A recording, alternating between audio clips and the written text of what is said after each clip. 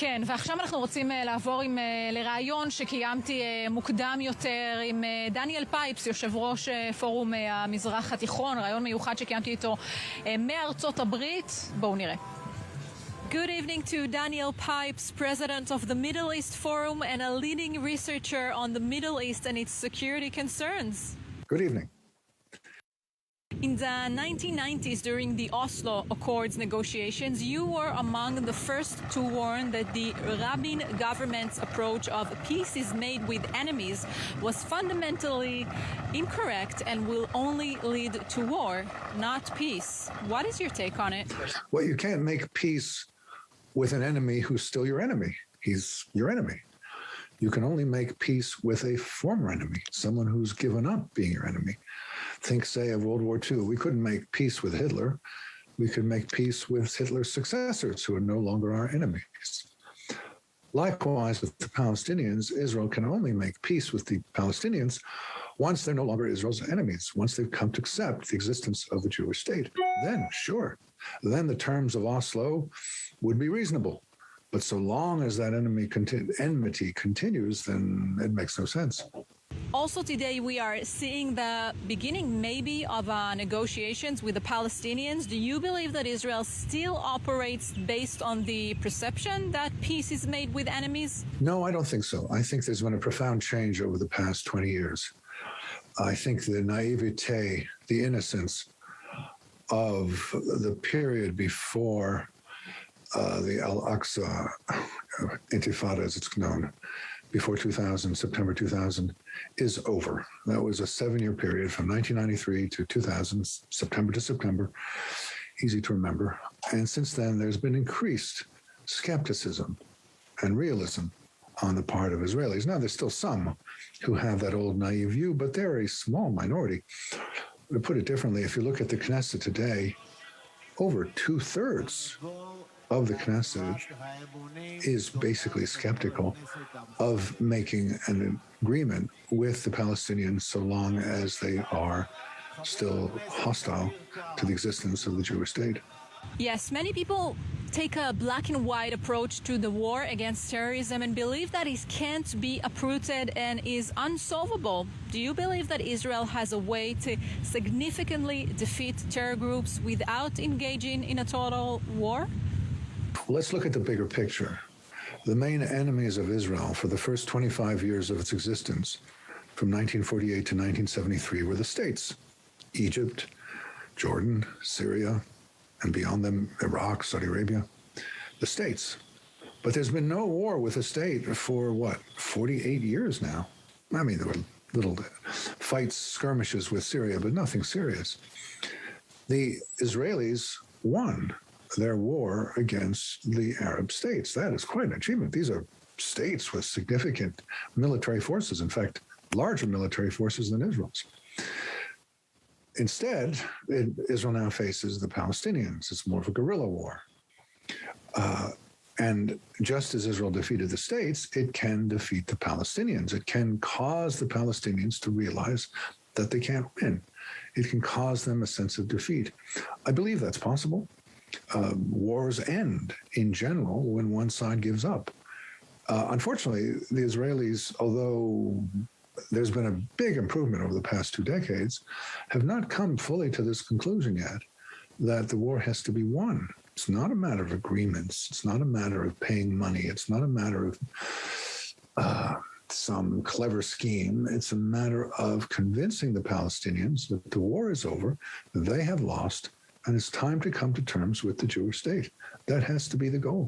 When you look at Gaza today, what goal do you think that Israel should set for itself? Well, what's interesting about Gaza is that Israel has no goal. I mean, if you ask me, what's the Israeli goal in Gaza? I'm hoping that things stay quiet.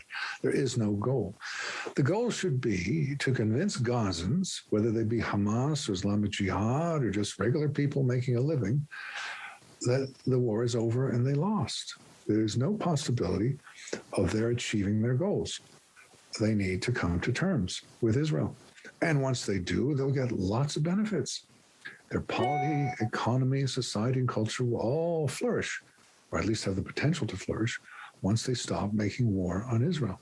So the goal is to convince Gazans, you've lost. The war is over. Come to terms. Come to accept Israel. Get the benefits. What is your opinion on the Qatari money entering Gaza? I think it's a terrible idea. I think the Israeli position should be, Gazans, you want war? Okay, you've got war, and you're going to pay for it. Whether it be bombings from the air, as happened in May, or economic suffering. You want war? You got war. Not going to send you money, not going to allow money to go to you. You made your bed, you got to lie in it. You've decided on war, okay, you've got war. You wanted to end the war, then you'll get all sorts of benefits. But so long as you continue at war, no, you don't get benefits. Today we see that despite the Abraham Accords, some of Israel's enemies are still looking to destroy the country. What is your take on it? Well, the Abraham Accords were a very positive development, but they were somewhat peripheral development. After all, Bahrain, UAE, Sudan, and Morocco are not the key actors in this fight. Good, great, only positive. But the key actor now is the Palestinians, to a lesser extent, the Syrian government. And the Palestinians need to be convinced that they have lost. Abraham Accords didn't achieve that. No agreement with an Arab state or any state will achieve that. It has to be the Palestinians themselves, the Palestinians specifically of the West Bank and Gaza, who come to this conclusion. The war is not going well. They've lost it. Time to come to terms with the Jewish state and stop making war on it. Stop making war on it, whether it be jihadi violence or whether it be United Nations resolutions. Stop making war on it. Accept it. Deal with it. And by the way, this is of enormous importance to Israel, because if you look at the Israeli security situation, there are two different aspects to it. One is the actual military threat coming predominantly from Iran, which is very, very important.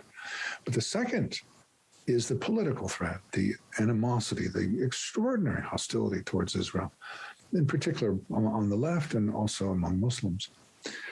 That is generated by concern about Palestinians. It's the Palestinians who create that hostility. If the Palestinians themselves of Gaza and the West Bank came to terms with Israel, then I believe that hostility, that global hostility to Israel on the left and among Muslims would diminish, if not disappear, because it's all generated by the Palestinians. It's not generated by Iran. It's not generated by economic inequality in Israel. It's not generated by the Arabs of Israel. It's generated by the West Bank and Gaza Palestinians.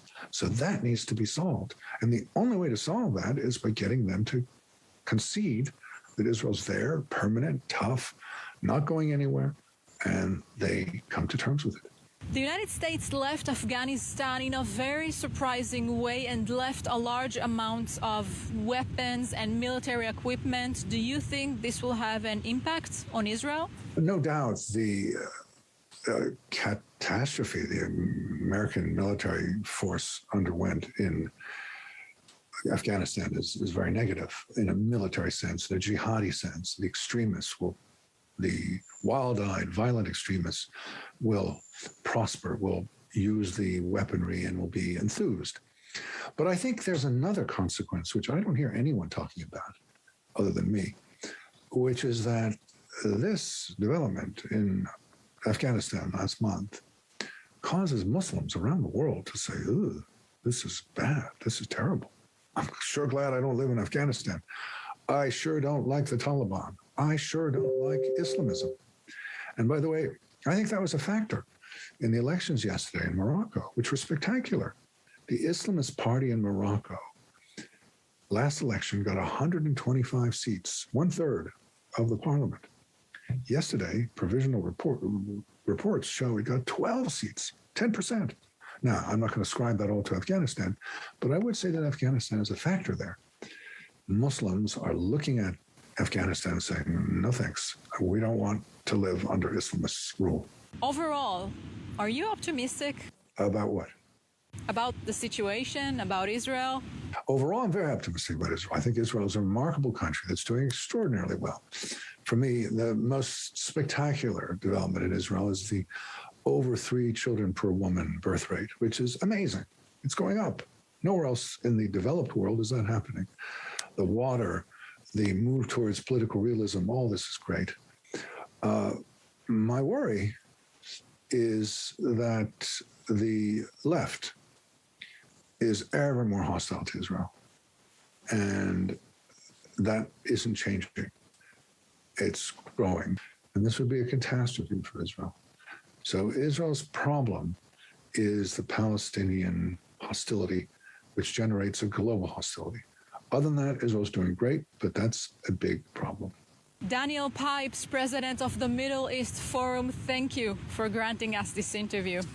My pleasure. Thanks for the opportunity.